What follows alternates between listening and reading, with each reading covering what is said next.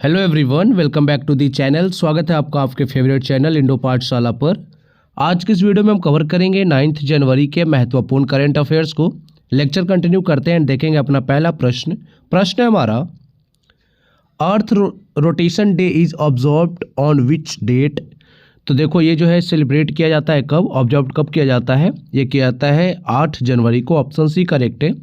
देखो वर्ल्ड अर्थ डे एक अलग होता है, यह है अर्थ रोटेशन डे, ठीक है। यहीं पे अगर हम बात करें तो आप देख सकते हो अर्थ रोटेशन डे 2026 जो है जनवरी 8 को सेलिब्रेट किया जाता है।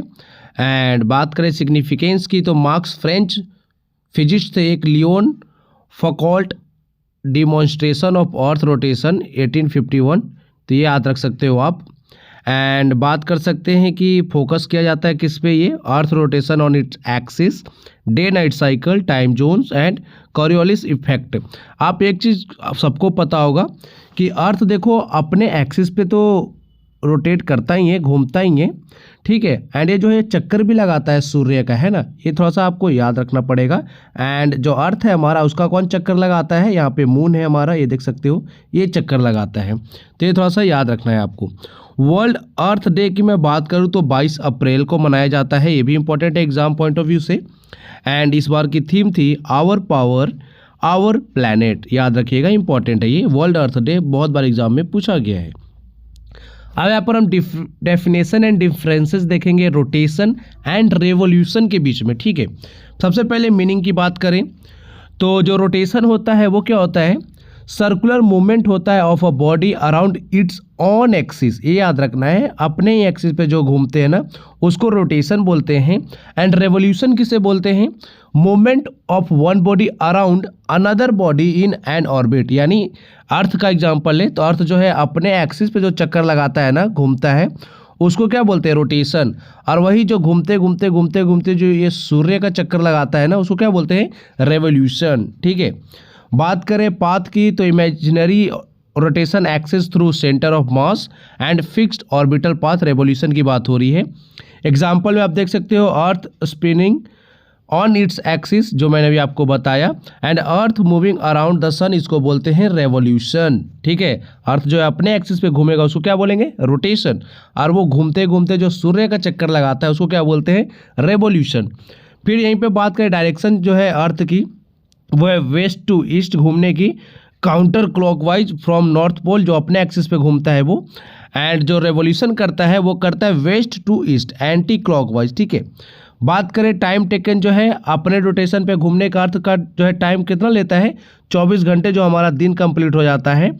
एंड जो चक्कर अपने एक्सिस पे घूमते घूमते जो है सूर्य का जो चक्कर लगाता है ना, वो हो जाता है 365 डेज में वो लगाता है। आप सबको पता है 365 डेज का जो है हमारा एक साल होता है। एंड जो कुछ और जो बचे होते रहते हैं ना साइड में, जैसे कि आप देख सकते हो ना 365.242 डेज लग रहे हैं ना, तो यही जो आगे जाके कंप्लीट हो जाता है ना 4 वर्षों में, उसको ही जो है हम लीप ईयर बोलते हैं, ठीक है। बात करेंगे एक्सिस टिल्ट की तो अर्थ जो है अपने एक्सिस पे 23.5 डिग्री जो है वो झुका हुआ है, ऑर्बिटल प्लेन।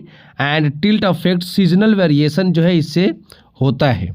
स्पीड की बात करें तो 30 के लिए तो उतना इंपॉर्टेंट नहीं है। मेजर इफेक्ट की बात करें तो कॉजेस डे एंड नाइट, जो रोटेशन लगाता है अर्थ अपने एक्सिस पे, एंड जो रेवोल्यूशन करता है सन का, उससे क्या होता है, कॉजेस सीजन्स बदलते हैं, ठीक है। फिर है वेनिस प्रवासी भारतीय दिवस ऑब्जर्व्ड एनुअली इन इंडिया। तो प्रवासी भारतीय दिवस जो है प्रतिवर्ष कब मनाया जाता है, इंपॉर्टेंट है, एग्जाम में बहुत बार पूछा गया है। ये मनाया जाता है आपका 9 जनवरी को, ऑप्शन बी करेक्ट है। अच्छा, इस दिन क्या हुआ था, प्रवासी भारतीय दिवस हम क्यों मनाते हैं, इस दिन जो है महात्मा गांधी जी जो हैं वो साउथ अफ्रीका से हमेशा के लिए भारत लौटे थे, कब, 1915 में। यहाँ पर आपको फैक्ट्स में लिखा भी होगा, ये देखो। फर्स्ट सेलिब्रेट किया गया था प्रवासी भारतीय दिवस 2003 में, initiated by government of India to honour Indian diaspora contribution globally, ठीक है। बात करें यहाँ पे डेट की तो जनवरी 9 होता है, मार्क करता है ये Mahatma Gandhi returns from South Africa in 1915, ये थोड़ा सा आपको याद रखना है। एंड इसके जो कन्वेंशंस होते हैं ना वो एवरी 2 ईयर्स में एक बार होते हैं, थोड़ा सा ध्यान रखिएगा। आगे देखेंगे गांधी जी के बारे में कुछ इंपॉर्टेंट फैक्ट हम कवर करेंगे। इनकी बर्थ की बात करें तो अक्टूबर 2 को जो है इनका जन्म हुआ था 1869 में। कहाँ पर हुआ था? गुजरात के पोरबंदर में। एजुकेशन के लिए कहाँ गए थे? लॉ की पढ़ाई करने के लिए इंग्लैंड गए थे। एंड बात करें साउथ अफ्रीका में रहे हैं 1893 से 1914 तक, एंड 1915 में तो भारत आ गए थे। Arrived for a case involving client दादा अब्दुल्ला का केस लड़ने लिए गए थे ये साउथ अफ्रीका।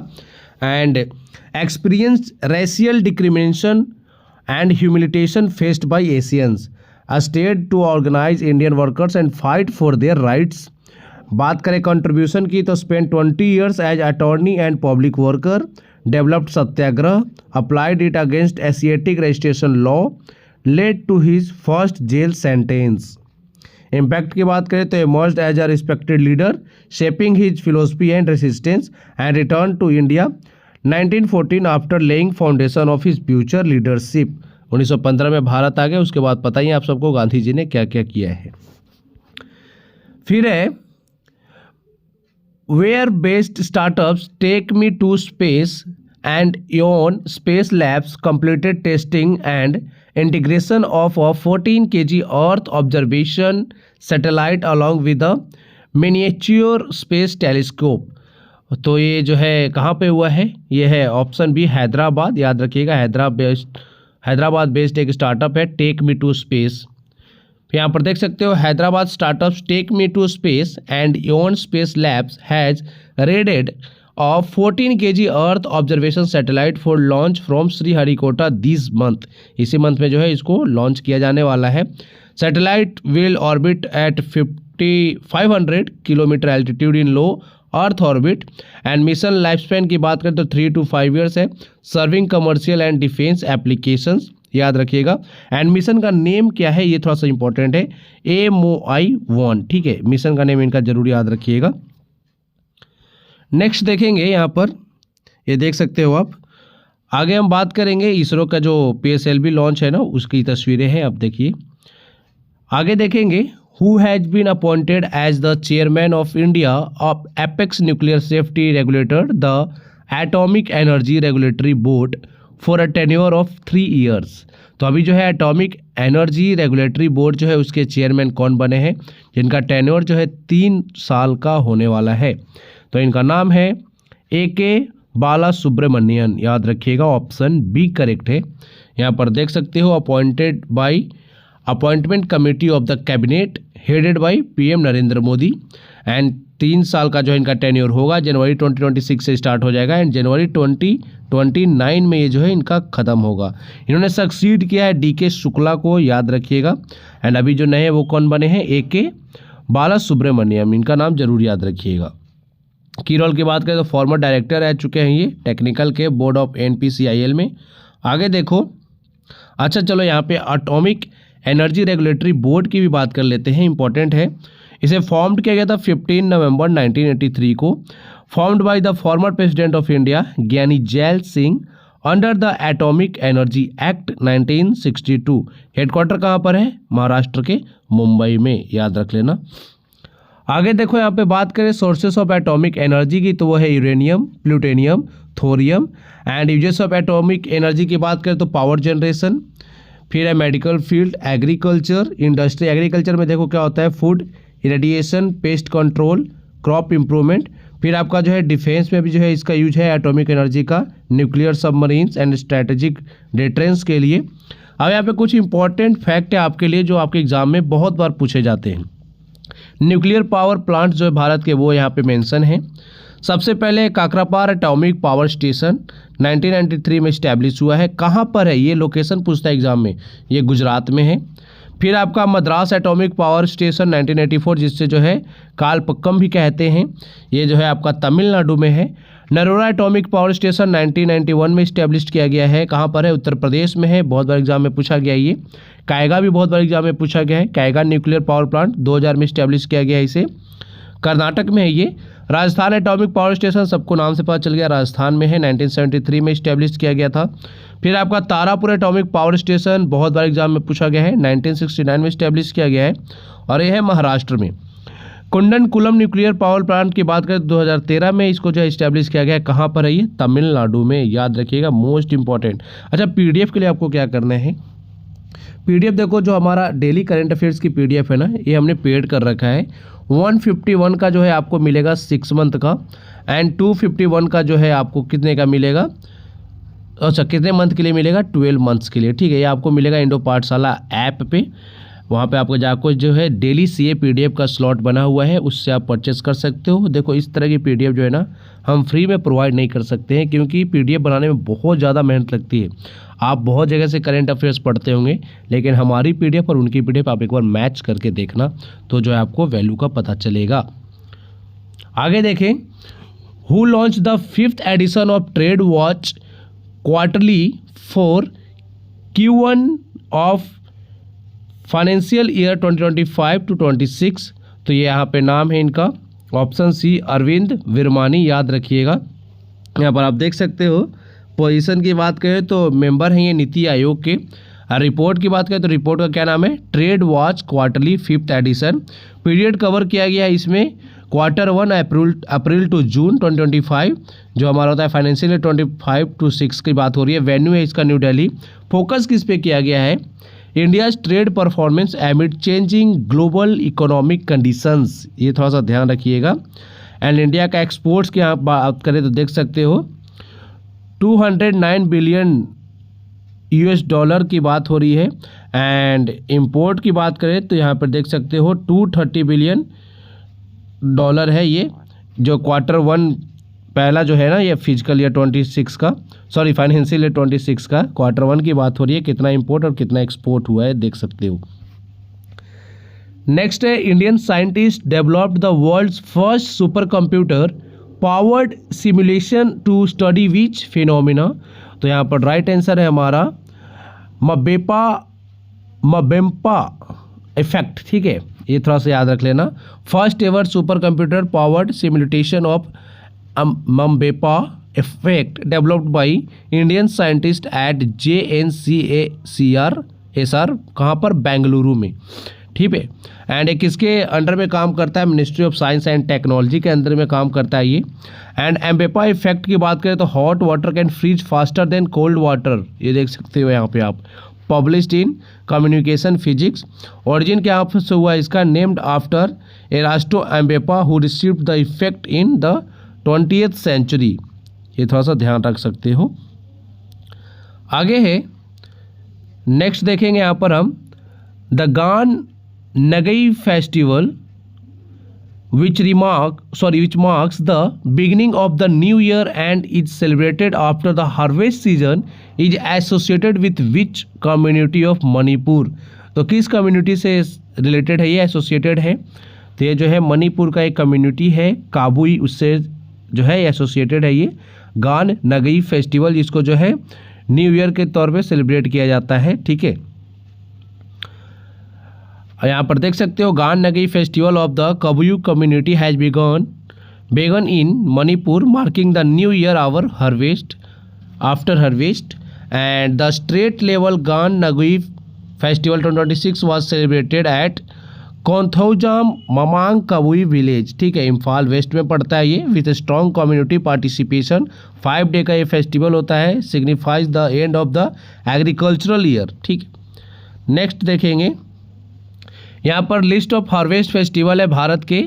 तो मकर संक्रांति सबको पता है, बहुत सारे राज्य में मनाया जाता है अलग अलग नामों से, गुजरात, केरल, तमिलनाडु, हरियाणा, हिमाचल, वेस्ट बंगाल, पंजाब। फिर है Vaisakhi, Punjab and Haryana. Ladakh harvest festival जो है ये मनाया जाता है लद्दाख, जास्कर और कारगिल में। लोहरी की बात करें तो पंजाब। बोहाग बिहू असम। वंगाला मेघालय, बहुत बड़ा एग्जाम में पूछा गया, याद रखना, वंगाला त्यौहार कहाँ का है? फेस्टिवल मेघालय का है। पोमलांग नोग्रेम की बात करें तो मेघालय। नुआखाई की बात करें तो बहुत बड़ा एग्जाम में पूछा गया है, ओडिशा का है ये, याद रखिएगा। फिर है नाबन्ना वेस्ट बंगाल। ओनम केरल। पोंगल तमिलनाडु। विशु केरल एंड कर्नाटक। गुड़ी पड़वा की बात करें, गुड़ी पड़वा भी बहुत बड़ा एग्जाम में पूछा जाता है, महाराष्ट्र का है, कर्नाटक एंड आंध्र प्रदेश में भी सेलिब्रेट किया जाता है। The Indian army has declare 2026 as which special year to enhance connectivity, decision making and combat effectiveness. तो यहाँ पे बात करें, ये बात हो रही है year of networking and data centricity की। ऑप्शन डी करेक्ट है। यहाँ पर देख सकते हो इंडियन आर्मी ने डिक्लेयर किया 2026 को as the year of networking and data centricity. थोड़ा सा याद रखना, फोकस किस पे है ये, connectivity, real time decision making and combat effectiveness. General Dwivedi जो है इन्होंने highlights role of indigenous systems, data driven operations and enhanced networking. Goal क्या है, build a more agile, resilient and future ready force. यहाँ पर आप देख सकते हो as part of decade of transformation the Indian army declares 2026 as the year of networking and data centricity. Next है the apparel export promotion council functions under the aegis of which ministry. तो ये किस ministry के अंतर्गत जो है काम करती है, तो ये मिनिस्ट्री का नाम है ministry of textiles. Option B correct है। यहाँ पर आप देख सकते हो ये Sakthivel appointed as the chairman of AEPC marking his 5th term. ठीक है, थोड़ा सा याद रख लेना, ये शक्तिवेल जो है इनको अपॉइंट किया गया है किसका, चेयरमैन AEPC का, एंड 5th टर्म है इनका। AEPC का फुल फॉर्म हमने देख लिया ऊपर ही, अपैरियल एक्सपोर्ट प्रमोशन काउंसिल इस्टेब्लिश किया गया था 1978 में, setup under foreign trade development and regulation act 1992, function under the ministry of textiles government of India. ये याद रख लेना किसके अंतर्गत काम करता है, ये कभी कभी एग्जाम में पूछा जाता है। ठीक है, कि एक बॉडी जो है किस मिनिस्ट्री के अंडर में काम करती है, तो थोड़ा सा याद रखना है।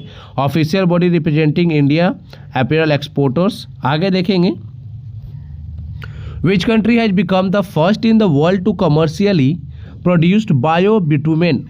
तो ये कौन सी कंट्री है, तो इसका नाम है इंडिया, हमारा भारत है। ये माइलस्टोन है ये एक, India becomes the first country to commercially produce bio bitumen for road construction. Announcement जो किया गया है ये यूनियन मिनिस्टर जो हमारे हैं Nitin Gadkari ji at the CSIR technology transfer ceremony new Delhi.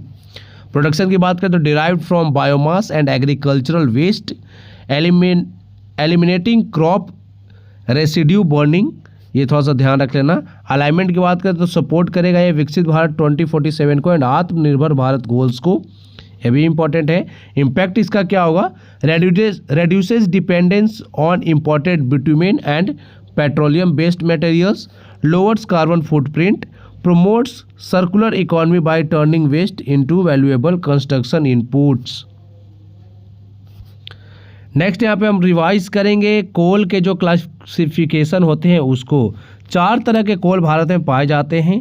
सबसे जो बढ़िया वाला होता है वो होता है आपका एंथ्रेसाइट, फिर होता है बिटुमिनस, फिर आता है लिग्नाइट और फिर लास्ट में होता है पीट। ये जो इसकी जो क्वालिटी होती है ना सबसे लो होती है। ठीक है, कार्बन कंटेंट कितना करता है, एंथ्रेसाइट जो है 80 to 90%, बिटुमिनस जो है 60 to 80%, फिर लिग्नाइट 40 to 60% एंड पीट जो है ये 40%, उससे भी कम। ठीक है, फिर बात करें हीट वैल्यू की तो एंथ्रेसाइट की वेरी हाई है कि कैरेक्टरिस्टिक्स की बात करें तो हार्डेस्ट होता है, ये स्मोकलेस होता है, शाइनी होता है एंड मेजर इसमें बात करें तो डोमेस्टिक एंड इंडस्ट्रियल फ्यूल में ये काम आता है।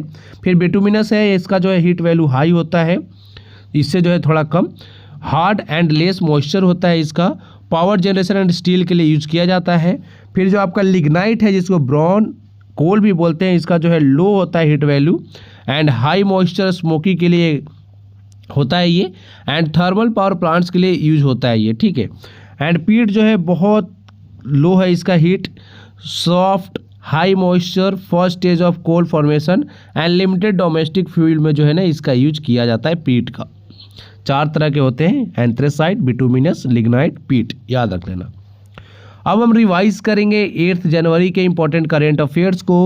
इंडिया जो है इसने इंट्रोड्यूस किया है e production investment business visa, किसके लिए, चाइनीज़ बिजनेसमैन के लिए। ठीक है, recently unearthed 2000 year old Kushan coins found near Taxila belong to Vasudeva first. फिर है the West Bengal CM recently laid the foundation stone for a 5 kilometre bridge over the Muri Ganga river to connect Sagar island with mainland. The name of this bridge is Ganga Sagar Setu, याद रख लेना, important है।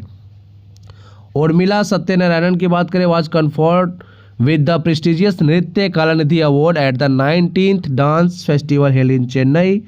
ONGC signed an MOU with किसके साथ? NSTFDC to support Eklavya model residential schools initiative through CSR funding. Farmer world billiards champion जो थे मनोज कोठारी, इनका जो है निधन हो गया हाल ही में, एंड इन्होंने जो है एक वर्ल्ड बिलियर्ड्स चैंपियनशिप जीता था 1990 में। New Delhi is set to declare human rabies a notifiable disease to strengthen public health surveillance and response. Goa CM Pramod Sawant, इन्होंने एक बुक रिसेंटली में लॉन्च किया है रिसेंट में, इसका नाम है हिस्ट्री दैट इंडिया इग्नोर्ड, इसको लिखा है प्रेम प्रकाश ने। राजस्थान जो ये होस्ट कर रहा है regional AI impact conference 2026 as part of the preparation of the India AI impact summit 2026। फिर यहाँ पे डेल्सी रोड्रिग्स जो हैं, इनको जो एंट्रीम प्रेसिडेंट बना दिया गया है, कहाँ का? वेनेजुएला का। आप सबको पता है जो मदुरो यहाँ के प्रेसिडेंट थे, उनको जो है इंडियन बोल रहा हूँ, यूएसए मिलिट्री जो है ना, उन्होंने इसको जो है अरेस्ट कर लिया है मदुरो साहब को। अब जो है प्रैक्टिस क्वेश्चन सीरीज की बात आ गई है, अब हम जो है कुछ क्वेश्चंस देखेंगे। Who among the following presides over the proceedings of the लोक सभा? तो ये सबको पता है, स्पीकर करते हैं, ऑप्शन सी करेक्ट है। The speaker of the Lok Sabha is presiding officer of the Lok Sabha, the lower house of the parliament of India. The speaker is elected by the members of Lok Sabha from among themselves after a general election और when a vacancy arises. The speaker is responsible for maintaining order and decorum in Lok Sabha during its proceedings. They have the authority to decide on matters of procedure and conduct of business in the house. Under Article 93 की बात हो रही है यहाँ पे, याद रख लेना, of the Indian Constitution, the Lok Sabha is required to elect a speaker and a deputy speaker. तो आर्टिकल 93 में जो है स्पीकर और डेप्यूटी स्पीकर से रिलेटेड बात कही गई है।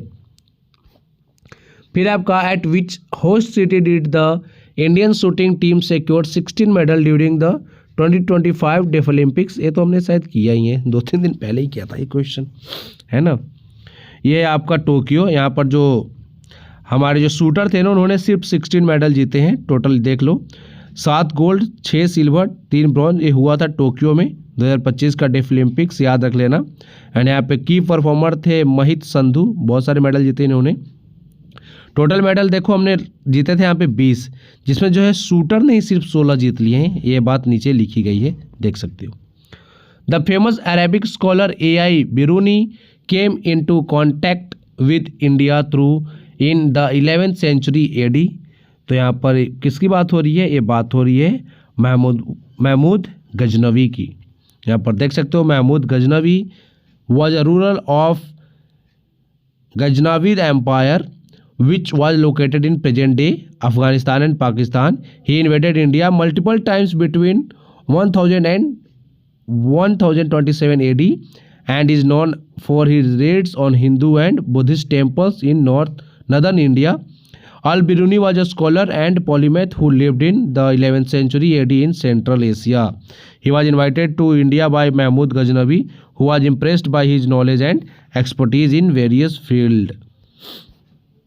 फिर आपका ऑपरेशन शिव एंश्योर सिक्योरिटी फॉर, तो ये जो है ऑपरेशन शिव किस लिए चलाया गया था? ये चलाया गया है अमरनाथ यात्रा के लिए, ऑप्शन सी करेक्ट है। Operation Shiv 2025 was launched by the Indian army to ensure the safe conduct of the Amarnath Yatra. It is executed with civil administration and CAPS central armed police forces. अब आपके लिए क्वेश्चन है, prime minister Rajiv Gandhi initiated the 7th 5-year plan 1985 to 90 in India. Which of the following was a key focus area of the 7th 5-year plan? तो बताना है आपको की focus area क्या था 7th 5-year plan का।